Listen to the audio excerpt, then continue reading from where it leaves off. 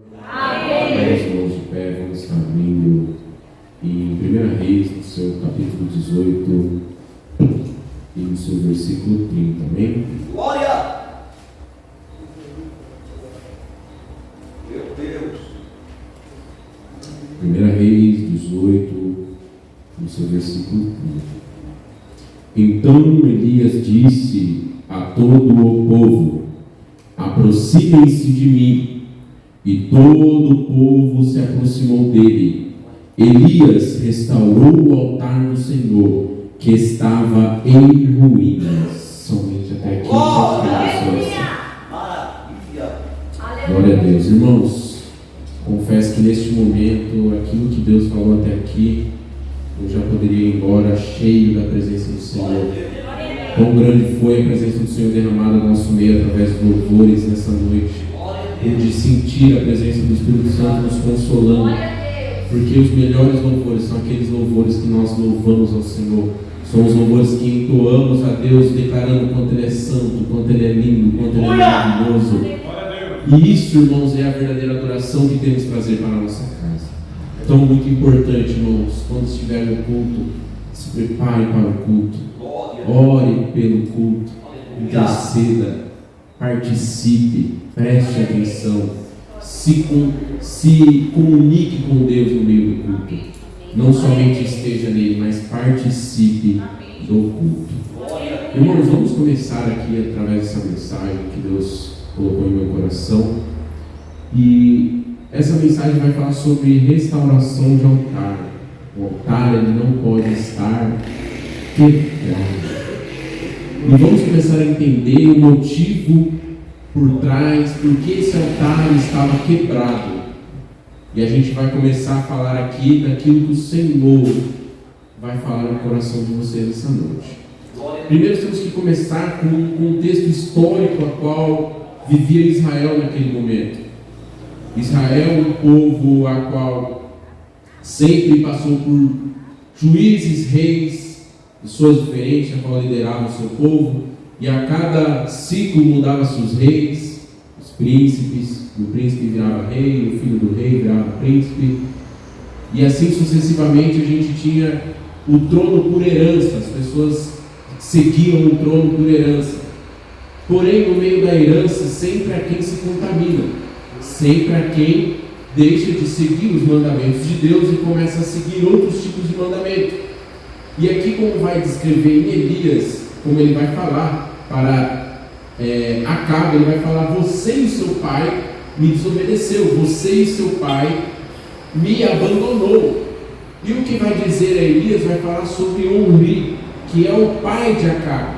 O pai de Acabe, ele trouxe a adoração ao deus Baal dentro do templo de Israel. Ele trouxe a adoração a deuses pagãos dentro do povo de Israel.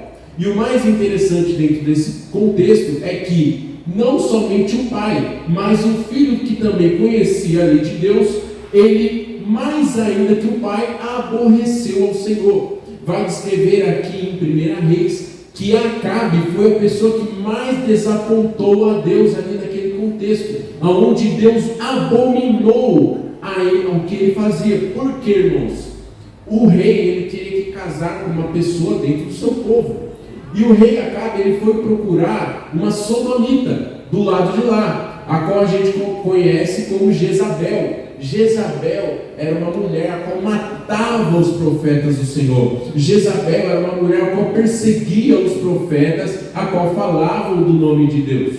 E Elias era um profeta que estava falando o nome de Deus. A Bíblia não vai falar muito detalhadamente a origem de Elias, mas vai falar que quando ele chega e ele vai ao encontro de Acabe, ele fala: terra seca serás o seu reino, não haverá chuva no seu povo, você terá sequidão aqui na sua casa, não haverá chuva. E aqui vemos o primeiro sinal mostrando que o nosso Deus é muito maior do que Baal, porque dentro do contexto histórico, no contexto cananeu, ali naquela religião, dizia que se o Deus Baal era o Deus da chuva. Então Deus, ele já começou a mostrar: se ele é Deus da chuva, não vai mais chover sobre este povo.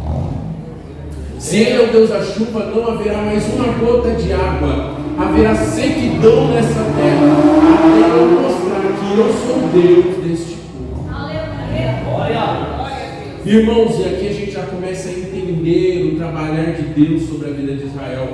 Porque o mais importante é começar a entender, através do contexto histórico, é que a instauração da adoração, ela passou de ser de Deus para Baal. A adoração que havia dentro do povo de Israel, que era uma adoração para Deus, passou a se tornar para Baal. Irmãos, quando vamos estudar um pouco do contexto da adoração para Baal, vai dizer que os profetas eles cortavam seus pulsos, eles pulavam, eles dançavam, eles faziam todos os tipos de rituais, promiscuidades dentro do templo, para adorar a este Deus. E aqui vamos entender o quê? Que quando entramos com deuses pagãos dentro da nossa vida, entra o pecado, a promiscuidade, o engano, a mentira, e tudo isso são deuses que é instaurado dentro do povo. E muitas das vezes a igreja não percebe o Deus Baal que está implantado dentro dela. O rei está falando que agora adoraremos o Deus Baal. E a maioria do povo se contaminou, deixou as suas raízes, deixou os seus ensinamentos para servir a um Deus pagão, se contaminando, se sujando, se sujeitando a tradições malignas, aonde Deus Baal, ele destruiu toda a espiritualidade daquele povo. Aquele povo já não sabia mais o que era lei, aquele povo já não sabia mais o que era prestar culto a Deus. Então tudo aquilo foi deturpado dentro do povo de Israel. Então já começamos a entender qual era o contexto que Elias estava. Elias estava no contexto onde os profetas já não conseguiam mais pregar a palavra de Deus e todo o povo já não adorava mais o Senhor, onde todo o povo já era rebelde e se virava contra o Senhor. E em 1 Reis 19:18 vai falar que Acabe, ele abominou o Senhor com essa atitude. Deus abominou-se dessa atitude, porque um rei, ele não pode jamais, dentro da lei, se virar contra o próprio Senhor. E Acabe, por sua vez, acima disso, ele virou-se as costas para Deus, ele virou todos os seus mandamentos. Mas agora vamos entrar para como começou Elias. Elias veio, falou que não haveria mais chuva, e passou-se 3 longos anos. Passou-se 3 longos anos, e aí vimos que a terra estava seca, não havia alimento, o povo passava fome, mas a adoração a Baal não parou. Mas ele era o Deus da chuva, mas a adoração a Baal não parou. Meu Deus. Glória a Deus. Oh, aleluia. Quando a gente fala que o diabo humilha, quando a gente fala que o diabo ele engana, as pessoas mesmo no mundo sujo, mesmo passando coisas difíceis, mesmo vendo tudo dar errado, ela continua prestando, de serviço para o demônio, de serviço para o diabo. Mas ele não era o Deus da chuva, como nos dizem aqui hoje, não era o Deus da prosperidade, não era o Deus do dinheiro, mas simultaneamente, porque até onde Deus mandar, acontece. A partir do momento que Deus falou, chega, as coisas começam a mudar dentro da casa de Deus. Oh, Espírito Santo, essa noite, deixa. Adore este Deus, porque tem um altar que vai ser restaurado aqui nessa noite. Irmãos, e aqui agora começou um embate, porque Elias ele foi até Obadias após passar 3 anos, e ele conversando com Obadias falou: eu escondi 50 mestres de um lado, 50 profetas de um lado e 50 profetas do outro, e ali naquelas cavernas eu os alimentei escondido. Mas aqui dentro desse contexto eles eram profetas, eram homens de Deus, porém não exerciam esse ofício. É o famoso pastor sem ovelha, aquele que pastoreia quem? Ninguém, pastoreia somente a si mesmo. Então esses profetas, eles não eram profetas, e tanto que quando Elias vai se apresentar a Acabe, ele fala: eu sou o único. Eu sou o único que está representando todos os profetas. Ele era o único que estava no papel de ministro da adoração de Deus. Era o único que estava no papel de estar profetizando e falando o nome de Deus. Muitas das vezes entendemos que há muitas pessoas do nosso lado, há muitos pastores, há muitos ministros, mas às vezes não há pessoas que estão representando Deus, estão escondidas pelos seus pecados, escondidas com medo do diabo, com medo das aflições, com medo das lutas, e não estão exercendo o seu ministério. Mas nós temos que ser como Elias nessa noite, entender que aquilo que Deus colocou em sua vida é para você fazer. Se Deus colocou em sua vida que é para ser pastor, pastoreie. Se Deus colocou em sua vida para ser ministrante, ministre. Se Deus colocou na sua vida para orar, ore. Mas não deixe de fazer aquilo que Deus mandou você fazer. Não deixe de falar aquilo que Deus mandou você falar. E muitas das vezes vemos que as pessoas estão escondidas, mas você não. Você vai estar de prontidão para servir ao Senhor. E aí ele falou com Obadias: Obadias, vai lá e fale com Acabe, que eu estou aqui de novo. Mas peraí, Acabe queria matar Elias, porque Acabe estava com um grande furor. Ele veio, profetizou contra mim e acabou a água. Irmão, você acha que o rei viveu na fartura durante 3 anos? Eles podiam ter um estoque bom, mas por 3 anos eu acho difícil, hein? Então Acabe começou a passar necessidade. Aquele que esbanjava, os profetas de Baal esbanjavam comida, esbanjavam farturas, e ali começaram um racionamento de água, racionamento de comida. E aí, meu Deus do céu, se não chover mais, a plantação não vai dar conta, a fome está comendo. Meu Deus do céu, vai acabar a comida. Mas aí, quem aparece de novo? Elias. Só que Elias fala para Obadias: Obadias, me leva até Acabe. Obadias, imagina, eu? Que é isso? Eu não vou levar você para Obadias, não. Como que eu vou levar você para Acabe, Elias? Ele está querendo pegar minha cabeça, ele está querendo matar você, rapaz. E aí Elias falou para ele: se eu sou homem de Deus, se eu estou em nome de Deus, não acontecerá nada contra você. Então, se assim você falou, assim será. Obadias se apresenta até Acabe e fala: Acabe, Elias está querendo falar com você lá fora. Rapaz, mas eu acho que Acabe sentiu medo. Porque se o homem veio aí e falou: não vai mais chover, não choveu, Acabe pensou: agora eu vou morrer de vez. Agora acabou para mim. Só que Deus, irmãos, ele vem para mostrar que ele é maior. Deus, ele vem mostrar que ele é muito maior. E agora ele vai chegar perante Acabe e vai propor um desafio. Tragam os seus profetas de Baal, e vai ser 450 profetas contra apenas um homem de Deus, para falar quem é o verdadeiro Deus de Israel. Para mostrar quem é o verdadeiro Deus de Israel. Acabe falou: mas agora eu tenho 450?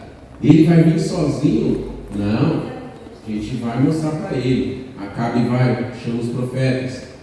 Chega Jezabel, vai lá, chama todos os seus profetas. Vai lá, reúne todos eles lá. Pega um touro, prepare um altar, faça seus cultos. E agora vamos lá. O que acontece? Os profetas de Baal já têm o templo deles formado. E agora note isso aqui que eu vou te falar. O templo deles estava no Monte Carmelo, nas colinas.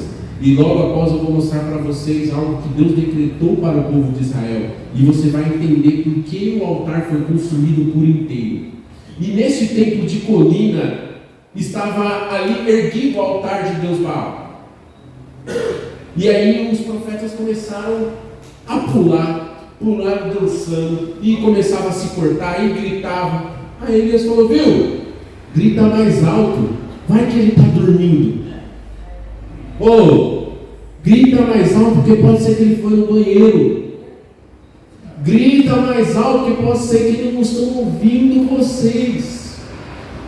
E aí eles orou, e aí eles buscou, e nada desse fogo. E agora, meu Deus do céu, era já que você está dando glória. Meu Deus do céu. Agora Deus ele vai mostrar para Elias que era ele na vida de Elias. Porque toda prova, porque irmãos, Elias passou 3 anos refugiado. Toda aquela prova, toda aquela dificuldade, Deus falou: agora eu te honro perante os teus inimigos. E aí ele pega Elias e fala: Elias, restaura o altar. Elias vai, pega as 12 pedras, começa a pular, representando as 12 tribos de Israel, monta uma por uma. Essa parte de restaurar o altar é muito importante, porque se o altar está incompleto, não é possível a gente exercer o consumo, porque precisa ter uma estrutura, uma organização.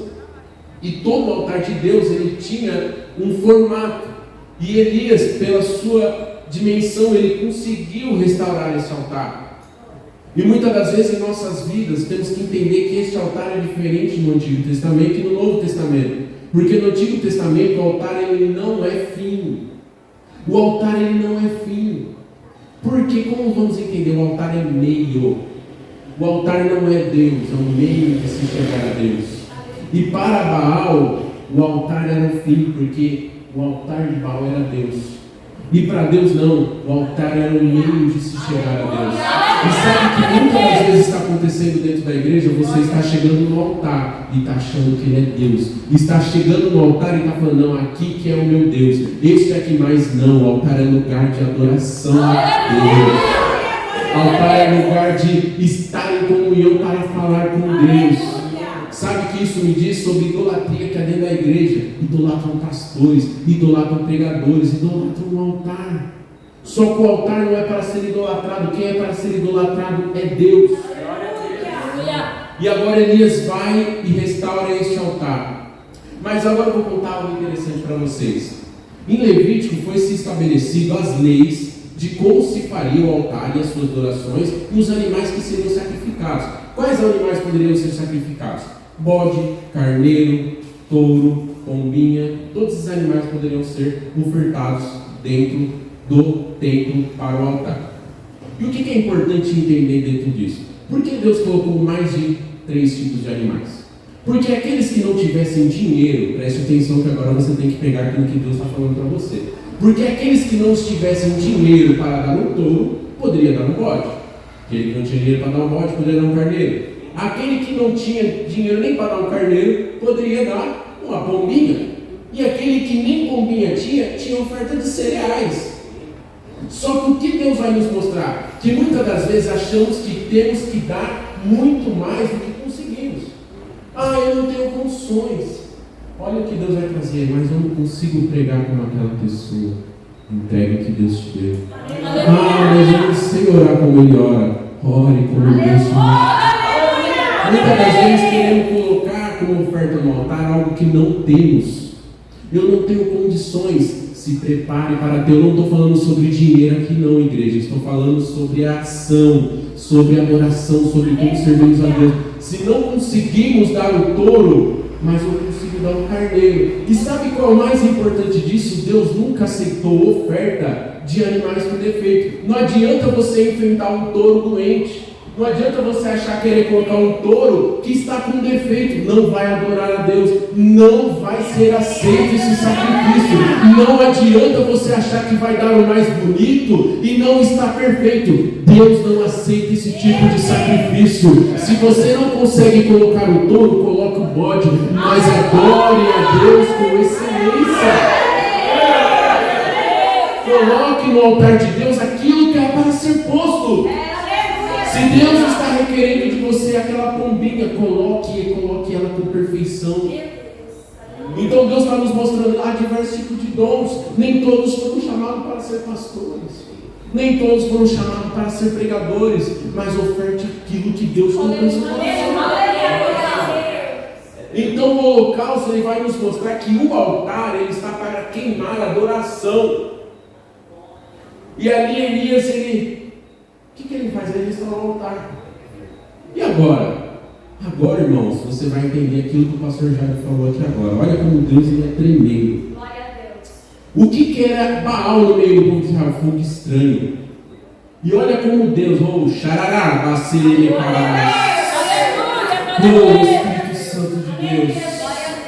Deus vai queimar todo fogo estranho, meu Deus. Oh, Espírito Santo de Deus, eu posso sentir a presença de Deus aqui nessa noite. Meu Deus. Irmãos, ele pegou uma jarra de água. Oh Deus, meu Deus. Irmãos, ele pegou 3 coxas d'água, joga uma vez no altar e molhou. Joga mais outra água e jogou dentro do altar. Alguns vão falar que ele fez, eu não vou descartar essa hipótese, que falou que era para zombar. Vamos jogar água, porque com água não se pega fogo. Mas só que ele estava mostrando que o fogo do Senhor consumia até água. Fogo estranho, água apaga. Fogo de Deus não há água que pode apagar não. E aí ele joga a 3ª concha de água e transborda o templo. Inunda. Sai água pelos lados, sai água por cima, por baixo. Aí agora ele fala, agora, Pai, eu fiz a minha parte.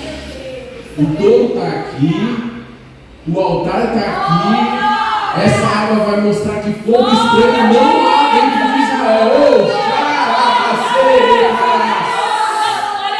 E dentro de Israel não há fogo estranho, não há outro tipo de adoração dentro da casa do Senhor no altar. É só o nome de Deus que vai ser glorificado. Irmãos, aí ele vai orar, meu Deus. Vamos ler, meu Deus, aleluias. E no 31 ele pegou 12 pedras, segundo números das tribos dos filhos de Jacó, a qual tinha vindo a palavra do Senhor, dizendo: o seu nome será Israel. Com aquelas pedras edificou o altar em nome do Senhor. Ao redor dele fez uma vala capaz de conter 2 medidas de semente. E então armou a lenha, cortou o novilho em pedaços, pôs sobre a lenha. Então disse: encham 4 cântaros com águas e derramem sobre o holocausto e sobre a lenha. Façam isso outra vez. E eles fizeram. Disse mais: façam isso pela 3ª vez. E eles fizeram pela 3ª vez. A água escorria do altar e enchia também a vala aberta. Quando chegou a hora do sacrifício da carne, o profeta Elias se aproximou do altar e disse: ó Senhor, ó Senhor, Deus de Abraão e de Isaac e de Israel, que hoje se fique sabendo que tu és Deus em Israel, e que eu sou teu servo, e que segundo a tua palavra fiz todas estas coisas. Responda-me, Senhor, responda-me, para que este povo saiba que tu, Senhor, é Deus, que fizeste o coração deles voltar para ti. Então caiu o fogo do Senhor e consumiu o holocausto, a lenhas, as pedras e a terra, e ainda não deu a água que estava na vala. Quando o povo viu isso, todos se prostraram. Igreja, se levante. Todos se prostraram, dizendo: o Senhor é Deus, só o Senhor é Deus, só o Senhor. Só o Senhor é Deus.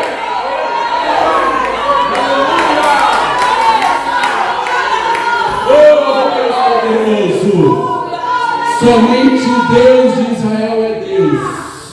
Somente o Deus de Israel é Deus. Se coloque-se de pé, igreja. Já vamos estar encerrando aqui a palavra nessa noite. Oh, aleluia. E quando entendemos que somente Deus é Deus, irmão, não há como não adorar a Ele. Não há como falar simplesmente te adorar, porque somente este Deus é santo e poderoso. Somente Ele consome um altar cheio de água, porque Ele vai falar em Levíticos 9:24 que Ele é fogo que consome. Oh, aleluia! Glória a Deus! Agora eu tenho a última revelação daqui na palavra para vocês. Lembra que eu falei para vocês que o altar não era para estar lá? Em Deuteronômio 12, no seu primeiro versículo 2 ao 3, vai dizer assim: foi ali estabelecida a lei. Vamos ler junto, meu Deus do céu. Deus é um Deus que avisa a igreja. Deus é um Deus que fala para o seu povo. Deus é um Deus que mostra o lugar do culto verdadeiro. São estes os estatutos e juízos que vocês devem ter cuidado de cumprir todos os dias, que vivem na terra que o Senhor, o Deus dos seus pais, lhe deu por herança. Destruam por completo todos os lugares onde as nações que vocês irão expulsar serviram os seus deuses, sobre as altas montanhas, sobre as colinas e debaixo de toda árvore frondosa. Derrubem os seus altares, quebrem as suas colunas sagradas, queimem os postes das deusas Azera, despedacem as imagens esculpidas dos seus deuses e façam com que o nome desses deuses desapareça daquele lugar. Não é assim que vocês devem adorar o Senhor seu Deus. Pelo contrário, busque o lugar que o Senhor seu Deus escolheu entre todas as tribos. Glória a Deus. O altar estava na colina. E Deus mandou na lei: não faça o meu altar na colina. Por isso ele consumiu do começo ao fim. Porque sabe onde é o lugar do altar? No meio do povo. O lugar de adorar a Deus é no meio do seu povo. É por isso que precisamos nos reunir para adorar. É por isso que precisamos nos colocar na presença dele para adorar juntos. Porque o lugar de Deus, ele falou: escolha uma tribo aonde fique mais fácil para todos irem adorar a Deus. Então temos que entender que o altar não é para estar longe, é para estar perto. O altar não é para estar distante nas colinas, é para estar dentro da casa. O altar, a adoração, o incenso, o holocausto é para estar dentro da casa do Senhor. Não permita que o seu altar esteja longe, permita que o seu altar esteja aqui. E Cristo, ele nos dá o último ensinamento. Cai fogo do céu, está. Ele nos dá o último ensinamento, que é quando ele desce e ele falou que toda caça de demônio só sai com jejum e oração. Aleluia! E ele desceu da montanha e ele falou. Os discípulos começaram a perguntar, porque quando ele foi até aquela menina e ele orou e o demônio saiu, o rapaz desesperado, falando que o filho estava cheio de demônio. E ele falou: mestre, como que você conseguiu expulsar e nós não? E ele falou: tem demônios que só saem com jejum e oração. Caça de demônios. Temos que entender que a nossa luta é espiritual, igreja. Os altares do Baal já estão levantados na rua. Nós vimos as festas dos pagãos há poucos dias.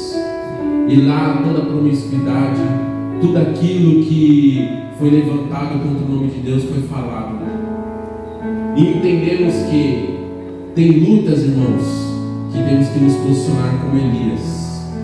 Temos que estar preparados para reacender o altar. Só que agora eu quero trazer para você que agora no Novo Testamento você passa de ir até o altar e você passa a ser o altar de encontro com Deus. Você começa a ser o meio que Deus usa para falar com as pessoas. Lembra que eu falei que o altar não era o fim, ele era o meio. Porque quando chegava no Natal era o meio de adoração. Agora o altar vive dentro de nós. Então nós somos o meio de adoração de Deus. Nós somos o meio de adoração que temos para fazer com Deus. Nós que somos com o nosso testemunho levar a palavra, a mensagem. Nós que temos que queimar. É nós que temos que acender a chama. É nós que temos que queimar todo o fogo estranho. É nós que temos que nos acender. É nós que temos que estar preparados para derrubar todo tipo de mal, todo tipo de maldições. Igreja do Senhor, neste momento, comece a adorar. Eu peço que alguma das mãos venham cantar Caia Fogo do Céu junto comigo. Porque é o Senhor, meu Deus, ó Pai, que está falando aqui nessa noite. É necessário que caia fogo do céu neste meio. É necessário que queime toda a idolatria, toda a casta de demônio, tudo aquilo que não pertence ao Senhor. E neste momento nós vamos louvar este hino, vamos louvar essa adoração e peça ao Senhor que Ele invada o altar, que Ele invada o seu coração e você possa ser cheio, cheio, cheio da tua presença, cheio da glória de Deus. Olha, este momento é para a sua adoração, este momento é para exaltar a Deus, este momento